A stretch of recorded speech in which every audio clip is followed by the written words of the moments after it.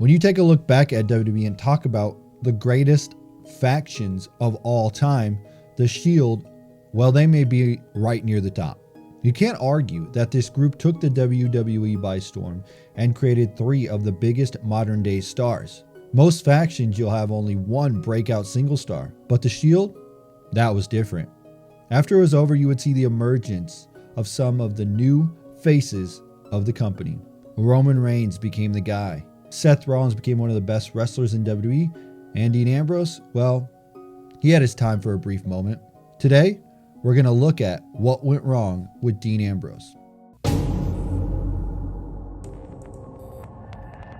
As I talked about at the start of this, the Shield was one of the greatest groups in WWE history. They debuted and instantly became stars.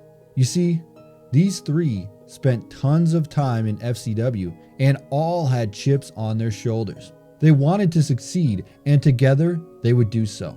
They worked hard together and stuck by what they thought to get themselves over with the crowd.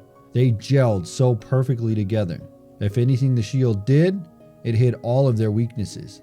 They could show off all the positives they had in their character and hide their flaws, having them team up and have their teammates pick up the slack. It was only a matter of time before the Shield would break up. Everybody was wondering who was going to be the guy to turn on the other ones and become the top heel out of the Shield. Dean Ambrose was the guy teased for this. If you've ever seen anything about John Moxley, Dean Ambrose gimmick on the independent scene, you would know how well he would have worked as a bad guy. Some compare Dean Ambrose to Heath Ledger and the Joker of The Dark Knight. He could find this inner dark side and channel it perfectly.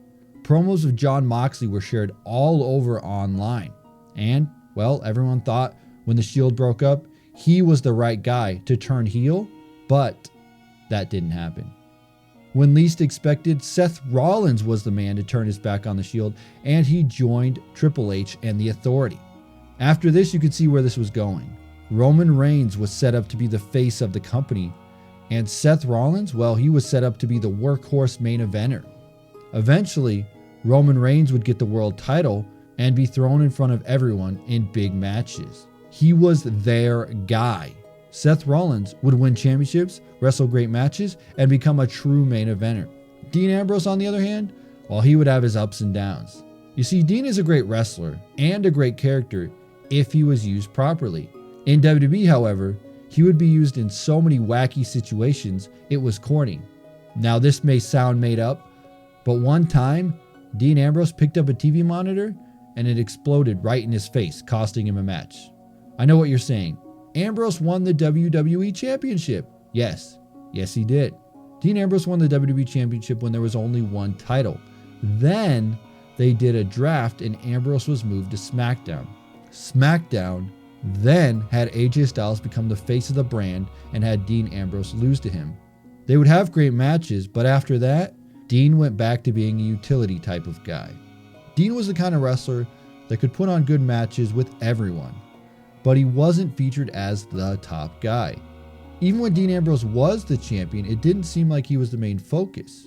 You can chalk this up to WWE or Dean Ambrose himself. During a Stone Cold podcast on the WWE Network, Austin challenged Dean Ambrose to get some fire under him and stand up for himself. Stone Cold wanted Ambrose to get an attitude and fight for what he believes to make himself the top guy. Ambrose was caught off guard by this conversation, and he didn't really show any fire at the time.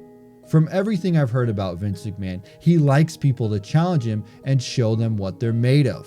CM Punk said he walked up to Vince McMahon with a pile of papers and said this is what he wants to do on television. Mr. McMahon loved that. Dean seems like the type of guy who never challenged Vince to prove why he should be the top guy. As the saying goes, it's easy to get on top, but it's much harder to stay there. WWE.com announced that after WrestleMania, Dean Ambrose chose not to renew his contract. If this is true and not a storyline, this is very sad. Dean Ambrose had all the tools to be a major player in the WWE, but it seems like he was never going to be the guy. Now, hindsight is 20/20, and looking back, well, I can see he never reached his full potential. From wacky stories to never finding that fire inside of him, Dean Ambrose in WWE never truly worked.